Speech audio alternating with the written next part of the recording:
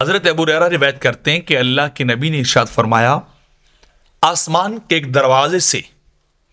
फरिश्ता जो है वो बनु आदम से मुखातिब होता है, उनको पुकारता है और उनको निदा देता है कि कौन है जो आज अल्लाह को कर्जा दे और कल अपना कर्ज अपने खुदा से ले ले।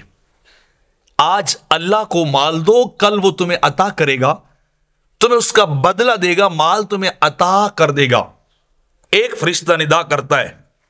और दूसरा फरिश्ता कहता है, औलाद आदम, ए आदम की औलाद, तुम्हारी पैदाइश तो मरने के लिए हुई है कि तुम चंद साल दुनिया में गुजारोगे, फिर पलट के अल्लाह की बारगाह में आओगे, फिर रब्बे कायनात के दरबार गौरबार के अंदर तुम आओगे। तुम्हारी निदा, तुम्हारी पैदाइश, तुम्हारी तख्लीक, तुम्हारा दुनिया में भेजा जाना मरने के लिए, और तुम्हारी आबादकारियां ये वीरान होने के लिए। कितनी कितनी बिल्डिंगें इंसान बनाता है, कितने कितने मंसूबे बनाता है,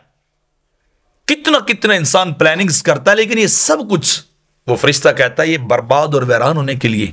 ये हमेशा रहने के लिए नहीं है कि तुम समझोगे तुम्हारे पास रहेगा या तुम इसमें हमेशा के लिए मकी बन के रहोगे। ना ना, एक वक्त आएगा, इज़ा जा अजलहुम ला यस्ताखिरून साअतन वला यस्तक़दिमून,